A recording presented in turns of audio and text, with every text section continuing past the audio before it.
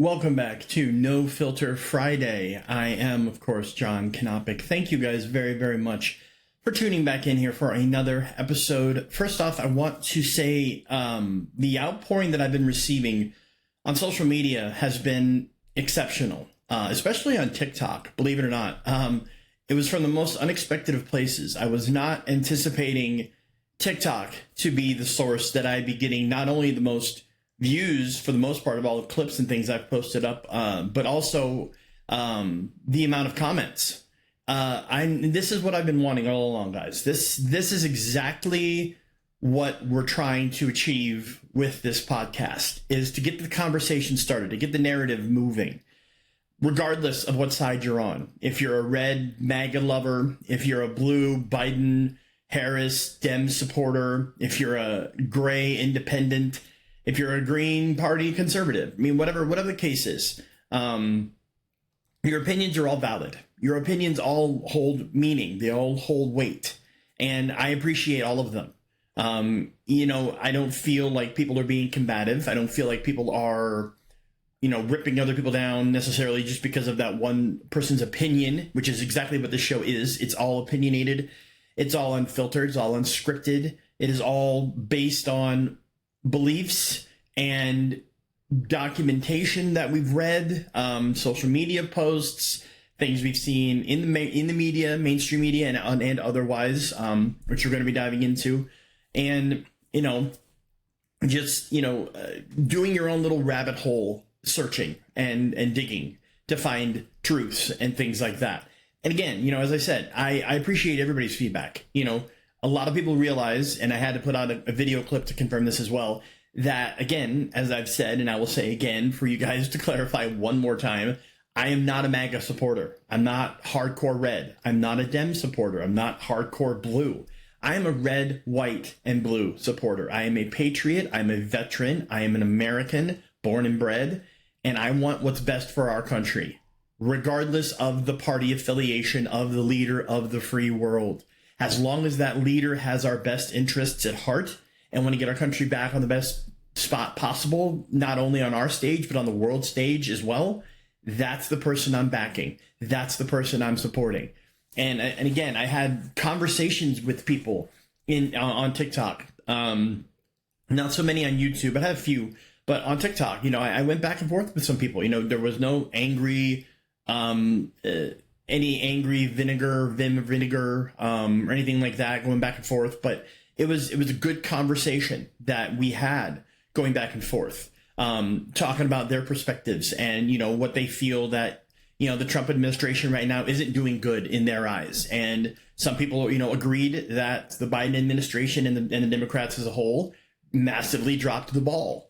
Especially when it came to running the country from 2020 to 2024. Some people, for one reason or another, felt that Kamala was the most articulate, intelligent, and equipped candidate to handle our country's situation. That I had to question. Because, again, and I'll point this out, do a quick backtrack on the previous episode, but when Kamala was VP for 4 years, she didn't really accomplish anything. She admitted that she was in the room and she signed off on the Afghanistan debacle. We all know what happened there. We know that more than 10 servicemen and women lost their lives in Afghanistan because of massive failures on the part of leadership and the administration.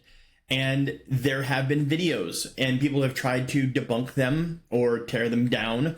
But there is documentation, and there are videos out there, clips showing that during the transfer, the honorable transfer of the bodies from the plane to the servicemen to get to bring the soldiers home, that Biden multiple times was looking at his watch and looked very disinterested. And that was a massive slap in the face to not only veterans, but, patriots and Americans as a whole. And again, that whole Afghanistan debacle stemmed from lack of functional cognitive leadership And Kamala said, yeah, I signed off on it. I was the last one in the room when everything went down. So she admitted that she was there. So essentially admitting failure, although she didn't quite come out and say it. It happened. I mean, in addition to that, she never really did anything for this country to get our country back on track.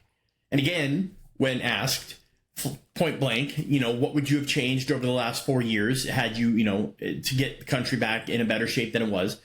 She said she wouldn't change anything. She said she wouldn't change a thing.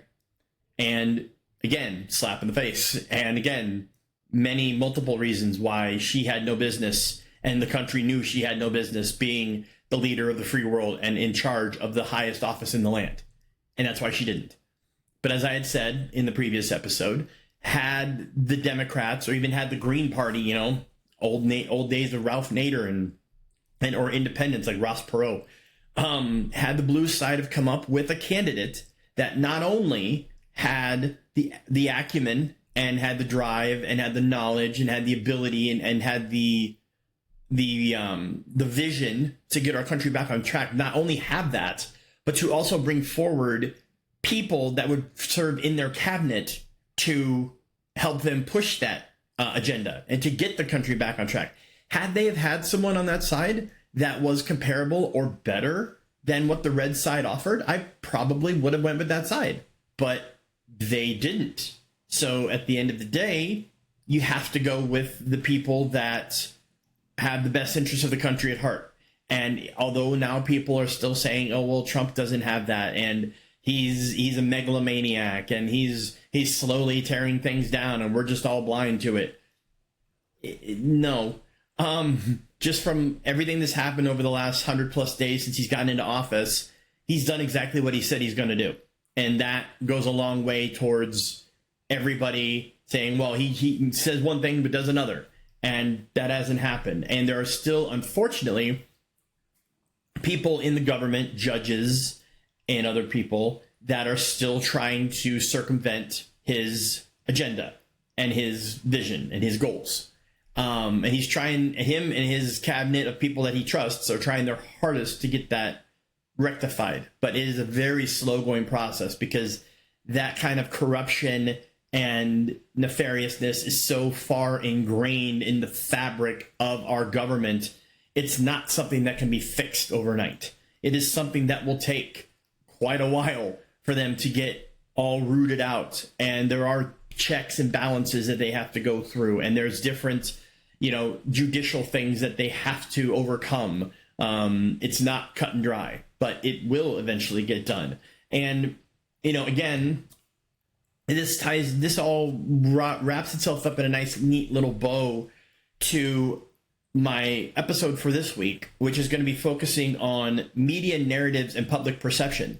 Who actually controls the story? Because you see, the problem is that back in the day, I should say back in the day, or I shouldn't really say back in the day, but even before my time, like going back, into the 60s and 70s, your media was, and I hate to use Fox News' slogan for this, but I'm going to anyways. For the majority of it, mainstream media back in the 60s and 70s and 50s, 60s, 70s, they were fair and balanced. You just, at the end of every working day, you could turn on your TV set and you could see Walter Cronkite. You could see Dan Rather. You could see all of these people that didn't have an agenda, didn't really have a major spin the way you see it nowadays, because unfortunately now a lot of the media news outlets, CBS, ABC, CNN, NBC, MSNBC, just to name a few, they're all controlled by the same deep pocketbooks that are tied to the corruptness that's in DC. And because of that, they have to push that narrative that the big wigs want them to. And unfortunately, for them, now that the Trump administration is back in office, they're being taken to task over this, as they should be. Case in point, the CBS debacle interview with Kamala, where not only did they not air it in its entirety and in just unfiltered raw footage, but they spliced together answers. Like, she answered a question one way, they didn't like the way it sounded. She was getting all word salady and saying stuff that was detrimental to their narrative. So they had to splice in a different answer from a different question and merge them together. And it came to light that that happened. And because of that, Trump sued CBS and 60 Minutes, and they had to essentially pay up for that. And they're lucky at this point that they still have a license to have the show on the air because of that, because of what they did. And this goes back to my original point, which is the fact that back in the 50s, 60s, 70s, at the end of every working day, you turn on your TV set, you get your TV dinner, or you'd sit at the dining room table with your family, and you turn on the news, and all you would see is anchors telling you what happened in the day during that period of time. That was it. They told you the good, they told you the bad, they told you the ugly, they told you the happy. It was not narrative driven. There wasn't as much of a spin as we have today. It was as factual and unbiased as you could get.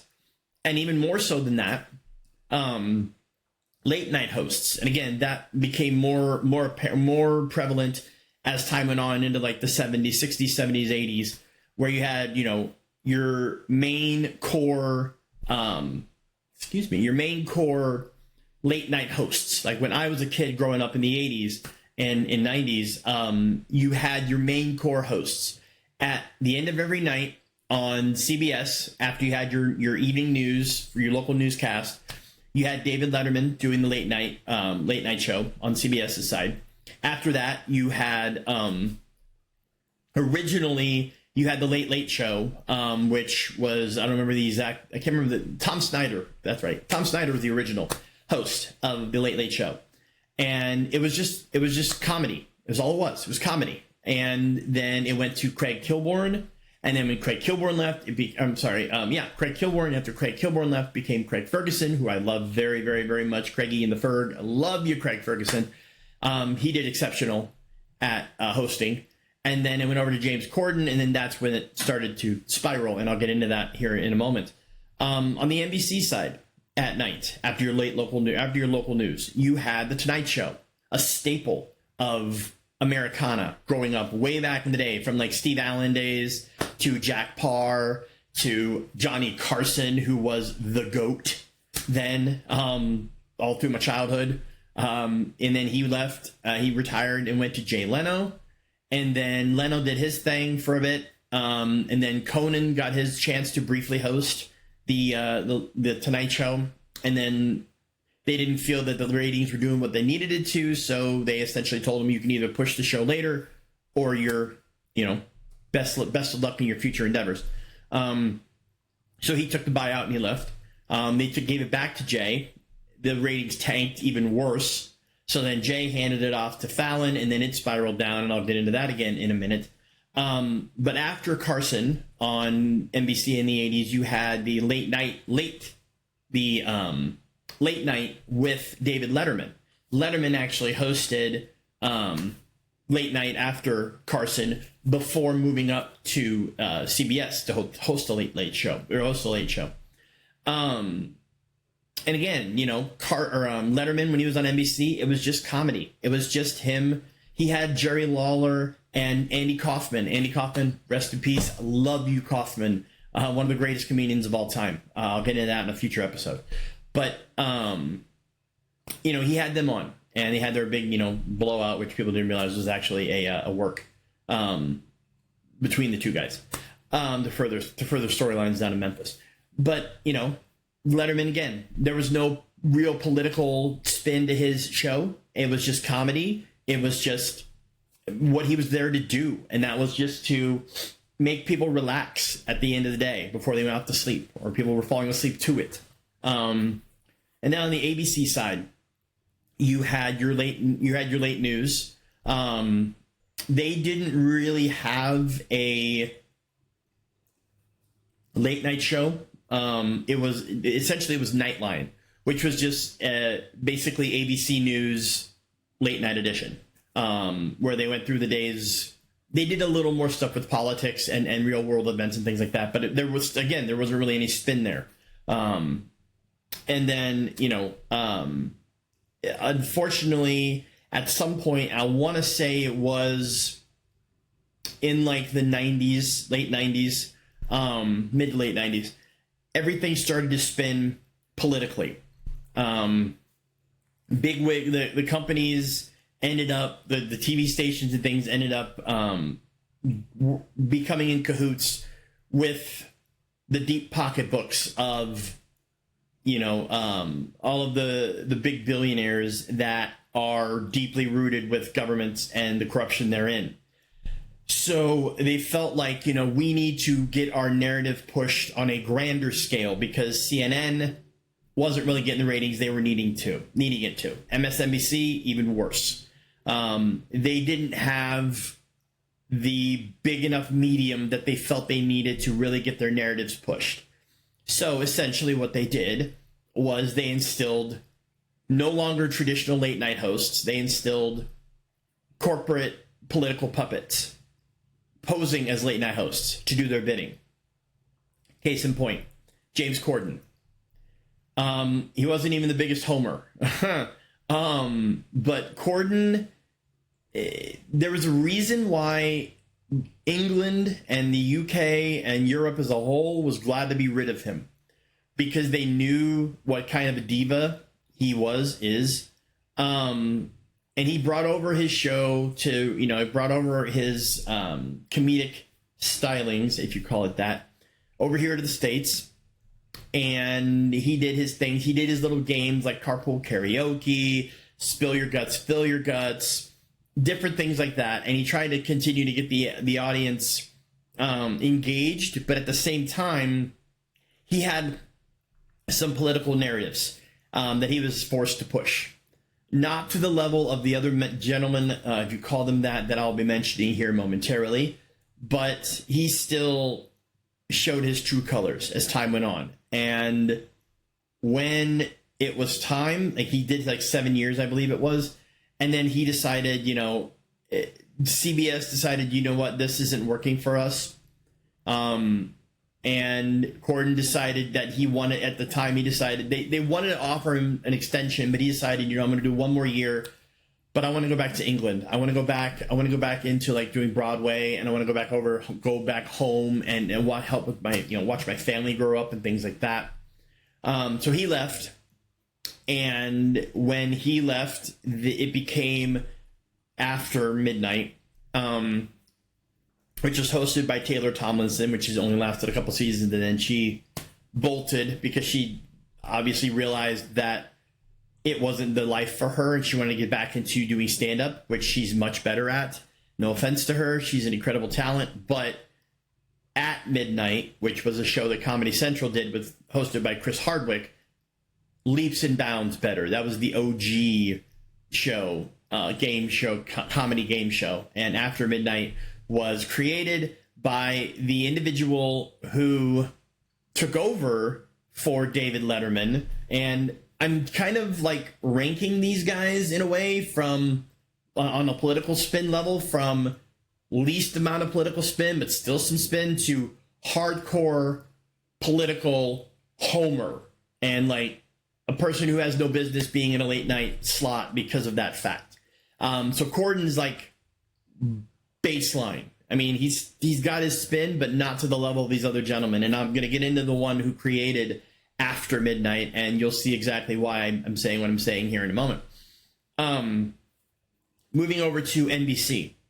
After Conan, the Jay Leno debacle, they decided, we need an NBC guy to take the reins, not only for Leno's slot on the Tonight Show, but also for the slot that Conan gave up, because it went. David Letterman was a late show on NBC after the Tonight Show. It was Letterman, then it became Conan, and Conan did that for eons, and he did exceptional.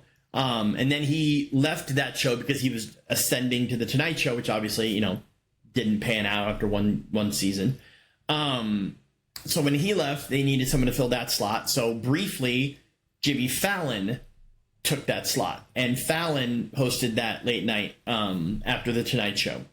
And then once they figured out Jay's rebirth was not going the way they intended it to, they basically said, hey, okay, now let's do another ascension attempt. Let's get Fallon up to the Tonight Show, and we're going to have one of our head writers from Saturday Night Live, a Saturday Night Live alum, Seth Meyers, is going to host the Late Show on NBC.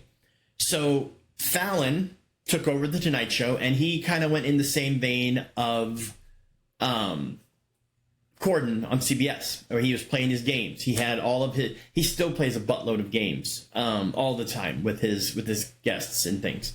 And again, on the level of spin, political spin, Fallon is a little bit higher than Corden. He has more, you can see more political bias in his output of his shows than what Corden had.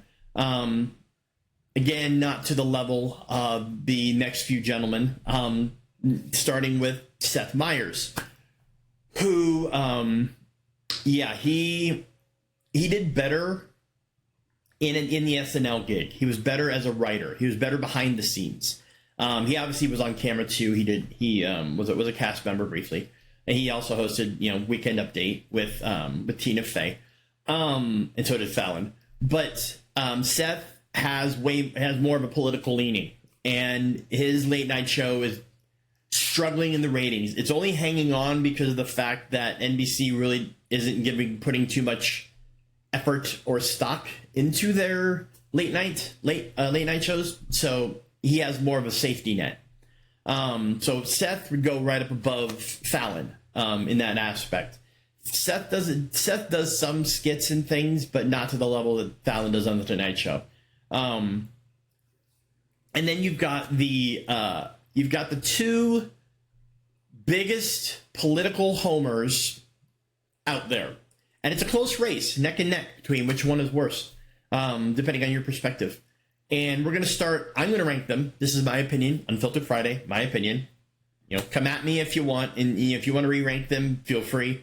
But to me, the number 2 political homer, not quite up to number 1, but number 2, in my opinion, Stephen Colbert.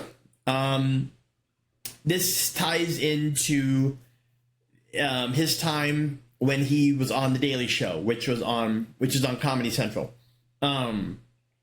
It was originally, The Daily Show was originally, again, Jon Stewart's baby, and The Daily Show was trying its hardest to be a comedy news show, but as time went on, and the pockets were greased, I should say, it became more and more obvious of their political leanings. Jon Stewart started out as completely middle of the road. He was there just to give news in a funny way. But as time went on, he leaned way more on the blue side and way more liberal. He tries to still throw in some conservative support every now and again, but you could still see the hardcore liberalness coming through when he helps out.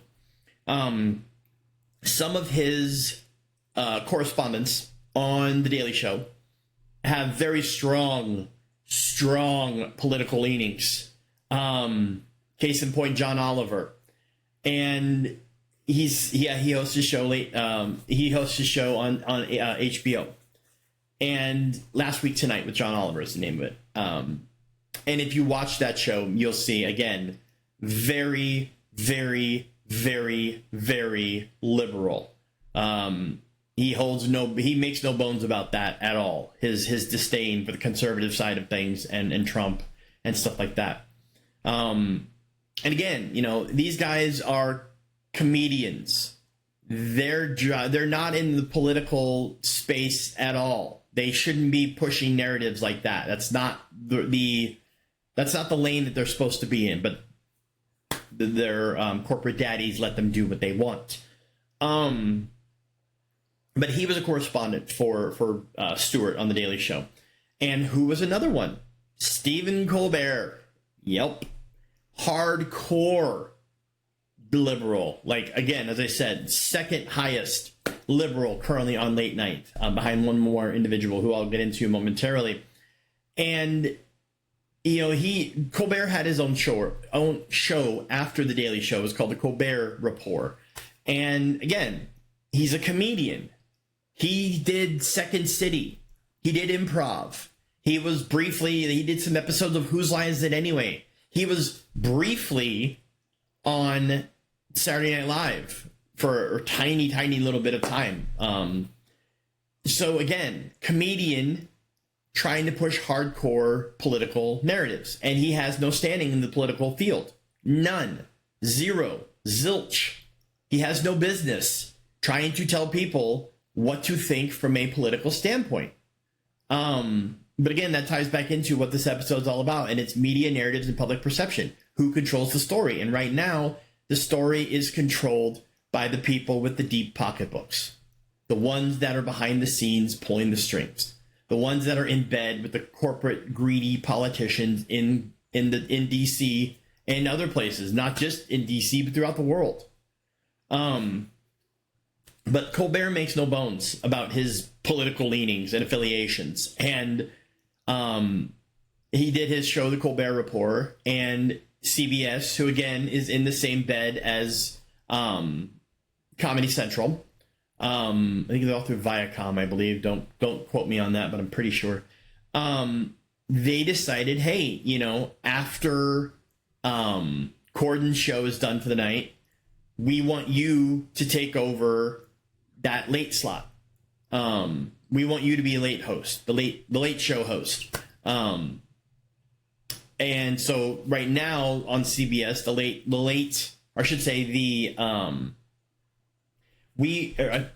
I apologize. Let me pause and back up. CBS said to Colbert, hey, Letterman is leaving. And originally, Craig Ferguson thought that he was going to get Letterman's gig when Letterman was getting ready to leave. But they decided, no, we are going to give it to Colbert. And Craig decided, hey, you know what? If you're going to screw me like that, then I'm out of here. And it was a big loss. A lot of people absolutely loved Craig Ferguson because Ferguson didn't care about politics. Would he mention things if there was like a school shooting or mass shooting or something tragic happened? Absolutely. But he would do it at the top of the show. And then he would go into his comedy show, interview-based show for 1 hour. That is what he would do. That is what they are there to do.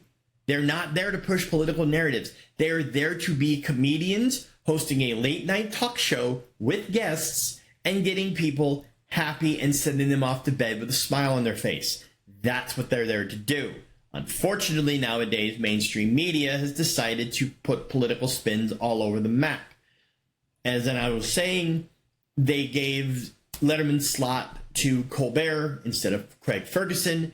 So Colbert, right now on CBS, you go from Colbert doing the Late Show after the news to now that it was after midnight. But now that Taylor has ended that and the show has ended, they're basically planning on it. What I read at last check, they're going to be giving the show, the time slot, back to the local affiliates to fill it with infomercials or whatever they want to put in that time slot. But Colbert, again, is to me the second biggest homer on late night television. Let me grab a quick drink. Give me 1 sec. Sorry about that. But Colbert is the second biggest homer on late night television. Number one, with a fucking bullet, and I will take this to my grave. And if anybody wants to disagree with me, especially if you're going to watch this episode or watch these clips or things on TikTok, definitely get to me in the comments on this one, because I'll go back and forth with you all day on it. Biggest political homer and waste of oxygen on late night television is Jimmy Kimmel. No question whatsoever. ABC has basically given a big middle finger FU to anyone who wants to see traditional, good, comedic late night shows on that network. Because Jimmy Kimmel, he will stand up there during his little monologues before his show starts, if you call it a show, and he will whine and bitch and moan and complain and just take a massive dump because, oh, the world's going to hell in a handbasket and he's going to take everything from our kids. And he basically is this little bitch that, again, has no business anywhere near the not only anywhere near the late night space, but anywhere near a talk show host space. Because this dude, like, he was the second, like, I should say, no, he was actually the fourth best person on Win Ben Stein's Money. Again, an old show from back in the day on Comedy Central.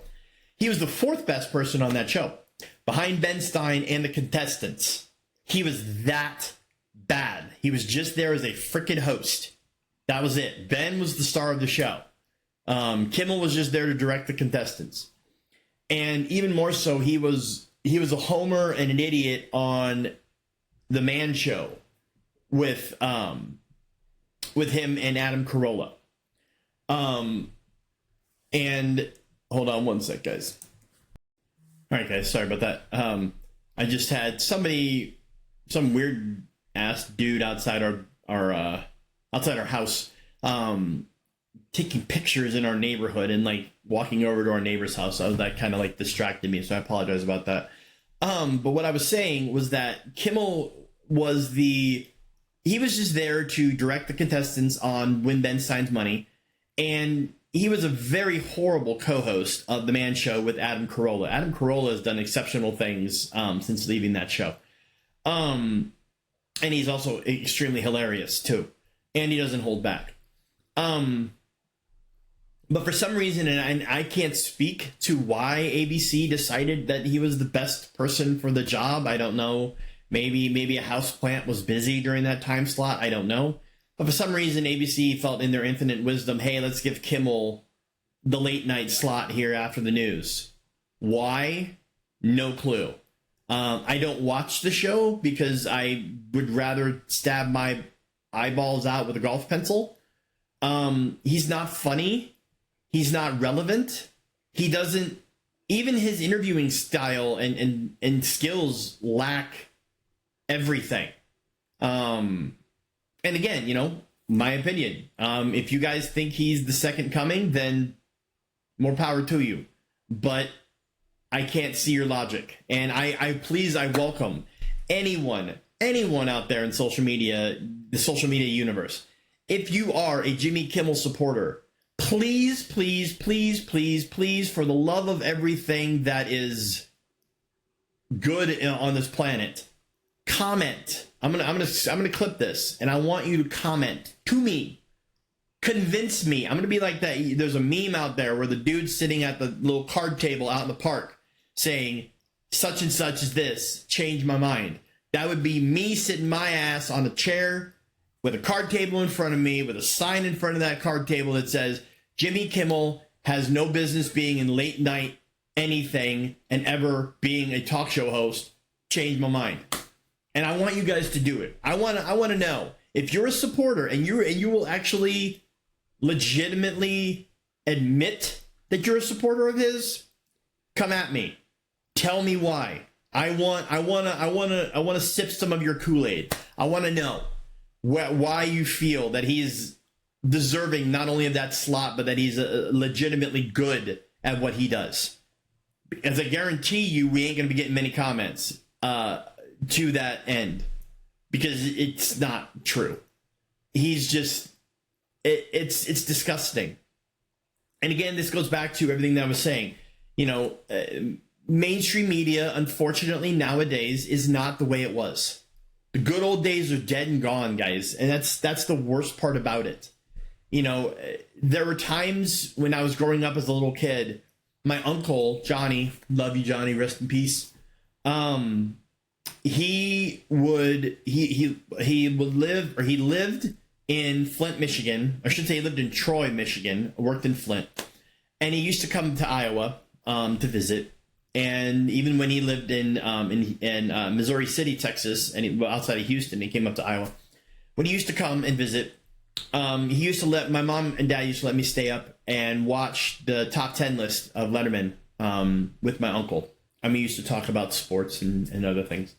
And I miss those days. I miss those days of being able to turn on the TV at night before you're going off to bed and just be entertained for an hour. If it was Letterman or Carson or, I'll even go so far, as to say even Leno for a time when Leno originally came out. And of course, Craig Ferguson, as I said before, love Ferguson. Those days were so enjoyable, not only as a kid, but as an adult, watching reruns of those and old things and reminiscing. Because unfortunately now, the mainstream media shapes what we believe because of all the money that's being pumped into their channels to do that. And unfortunately at this point, there's still at least close to the half of the country that blindly follows it and it eats it up with a spoon and takes everything as gospel. Even though if they stepped back, questioned things more, and looked more into narratives and looked more into the why this stuff is coming out and not just say, well, that's just the way things are on TV nowadays, they would see the nefariousness. They would see the true greed and corruption and underhanded tactics that are going on behind the scenes that are dictating what you see on TV nowadays. And unfortunately nowadays, again, social media becomes a massive speaker of that narrative. Twitter, X, whatever you want to call it, especially, that's a big one. Facebook, not as much, because Facebook, it's more you're putting up your own content and then other people are commenting on it, whereas Twitter, it's the wild, wild west, essentially. And Reddit is another one. Although Reddit does a lot more investigation and rabbit hole diving and conspiracy stuff and things like that. So with Reddit, chances are you're going to be getting a lot more legitimate, unfiltered information as compared to like X or Facebook. When I was growing up, Facebook was, you got to see what your friends were up to and you got to talk about what you did during the week, or like what shows you were looking forward to watching, or what movies you were going to go see and shit like that. Whereas nowadays, it's just so much filtered random crap, and Facebook throws all these stupid ads at you. A lot of them, there are political ones in there, and they track your data so much that the moment you start even like glancing at someone's page, bam, you're getting 75 million ads directed towards that kind of view. But it sucks because you want to be able to get your information, get your news, get your pertinent data, and not have to worry about it having a massive lean one way or the other attached to it. You want it to be as unfiltered and raw and unbiased as possible. And you can see all these other like news media outlets out there that say that they're unbiased, that say, oh, we're going to give you nothing but the facts. Unfortunately, not always true. And this goes both ways. I am not saying that mainstream media as a whole is completely blue. Not saying that at all. I'm saying the majority of mainstream media that you see out there now is blue, is liberal, is slanted that direction. But not all of it. There are some out there that still try to stay a little bit middle of the road, and there are some out there that are lean more to the red side, like Fox News.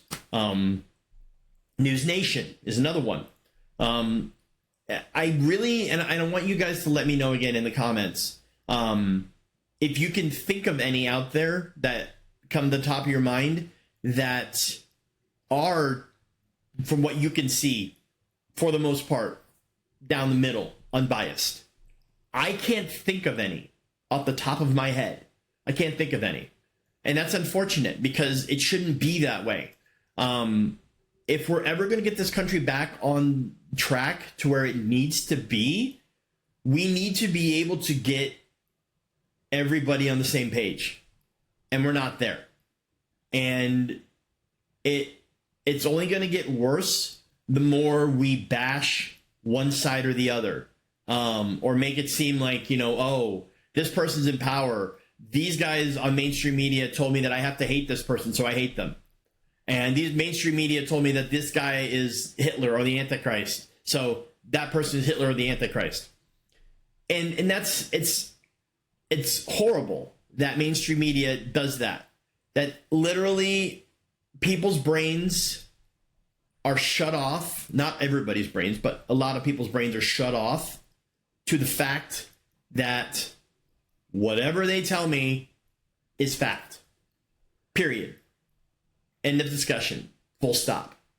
And that's horrible. Because back in the 50s, 60s, 70s, you could relatively assume that they were giving you the facts, the unfiltered, unbiased, unleaning facts. Nowadays, ain't the case. Anywhere you go.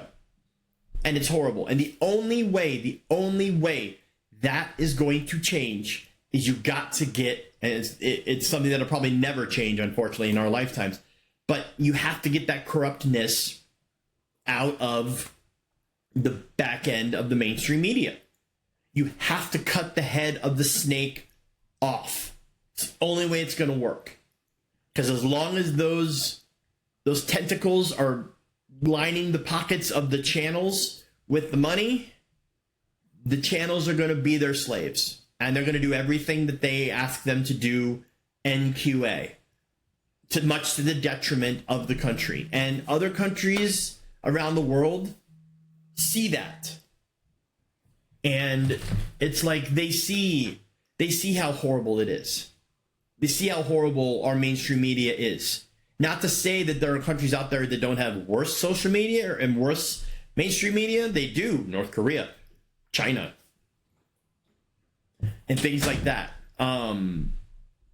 But, the United States, it unfortunately, we've gone down this rabbit hole, or we've spiraled down this path. And it's going to take a very long time to get back to where we need to be. I'm 45. My kid's 5 years old.